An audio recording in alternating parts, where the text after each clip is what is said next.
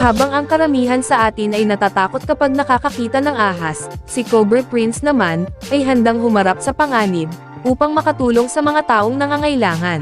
Sa bawat tawag na kanyang natatanggap, mapabahay man, bukirin, o liblib na lugar, ay agad niyang pinupuntahan, upang ligtas na mahuli at mailayo ang mga ahas, na maaaring magdulot ng panganib sa mga tao.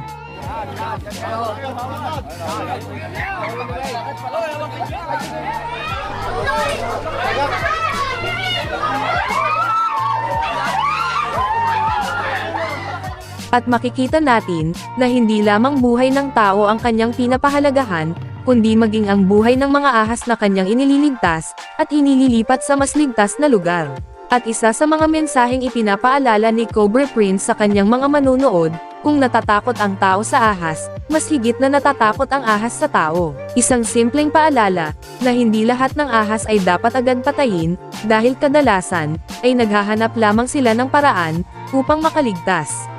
So yun mga idol, ginawa nga pala ni Cobra Prince ang kanyang YouTube channel, noong April 24, 2020. Meron na itong total video views sa ngayon na umabot na, sa 609,908,085 views. At merong subscribers na umabot na, sa 1,690,000 subscribers, sa kasalukuyan. Kaya naman sa video na ito mga idol, ay ating pag-uusapan at aalamin, kung magkano na nga ba, ang latest estimated sahod ni Cobra Prince sa YouTube, ngayong 2026. At gamit ang public data na mula sa Social Blade, ay ating malalaman o makikita, ang latest estimated sahod ni Cobra Prince sa YouTube, ngayong 2026. At sa mga hindi pa nakakaalam, ang Social Blade nga pala, ay isang public website, na kung saan kahit sino, ay pwedeng tumingin sa analytics, at estimated earnings, ng isang YouTuber, or influencer. At narito, ang YouTube Analytics ni Cobra Prince, na mula sa public data, ng Social Blade. Dito sa kanyang subscribers, ay nasa 1,700,000 na. Video uploads naman, ay nasa 1,100 na. Total video views naman, ay nasa 610 million na. At ginawa ni Cobra Prince ang kanyang YouTube channel, noong April 24, 2020. At dito naman sa baba mga idol, ang total grade niya, ay nasa letter B. Social Blade rank, ay pang 81,710. Subscriber rank, ay pang 1,258. Video views rank naman, ay pang 51,337.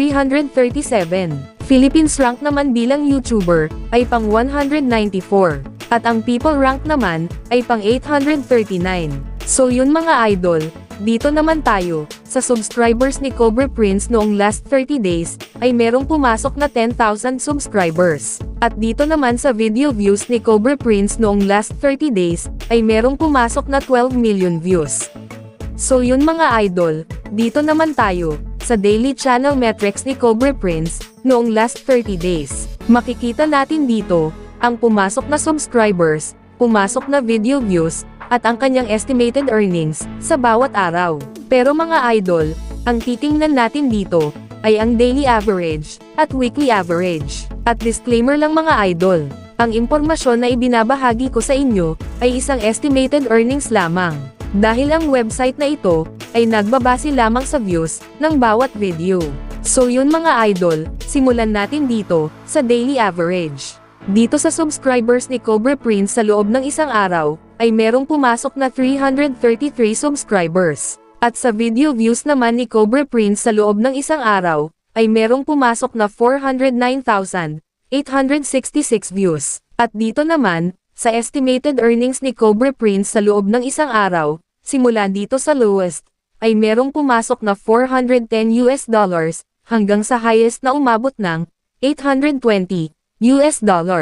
At kung i-convert natin ito, sa Philippine Peso, ang katumbas nga pala, ng $1 sa Philippine Peso ngayon, ay nasa, 61 pesos. So yun mga idol, ang katumbas, ng $410 sa Philippine Peso, ay nasa, 25,010 pesos. Ito ang posibleng kikitain ni Cobra Prince sa loob ng isang araw, sa lowest estimated earnings. At ang katumbas naman, ng $820 sa Philippine Peso, ay nasa 50,000, 20 pesos. Ito naman, ang posibleng kikitain ni Cobra Prince sa loob ng isang araw, sa highest estimated earnings. Pero bago natin ipagpatuloy ang video na ito, mga idol, gusto ko lang ipakita sa inyo, ang isang solar LED light, na nabili ko sa Shopee. Sobrang sulit niya gamitin, sobrang legit, at napaka-quality niya. Ito yung ginamit namin na pang-ilaw noong mga nakaraang araw, kasi nag-brown out sa lugar namin, dahil sa bagyo. At hindi lang ilaw ang benefits nito, kasi pwede mo rin itong gamitin pang charge ng cellphone. At bukod pa dyan, pwede mo itong e-charge sa araw, o sa kuryente. Kung gusto nyong bumili nito, e-click nyo lang ang Shopee link sa ibaba ng video. So yun mga idol, back to the video na tayo. Dito naman tayo, sa weekly average. Dito sa subscribers ni Cobra Prince sa loob ng isang linggo, ay merong pumasok na 1,400 subscribers. Sa video views naman ni Cobra Prince sa loob ng isang linggo, ay merong pumasok na 495,104 views. At dito naman, sa estimated earnings ni Cobra Prince sa loob ng isang linggo, ay merong pumasok na $3,500 hanggang sa highest na umabot ng $6,900.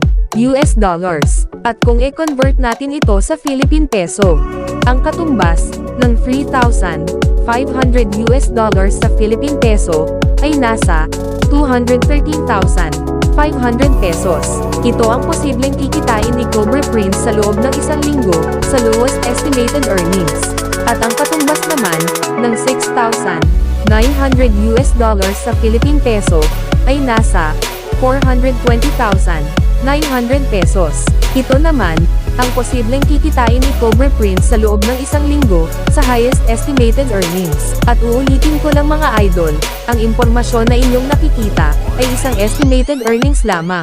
At kung nagustuhan mo ang video na ito, ay please naman po mga idol, pakiclick naman ng like, bilang suporta, sa video na ito. Maraming salamat po mga idol. So yun mga idol, dito naman tayo, sa monthly estimated earnings.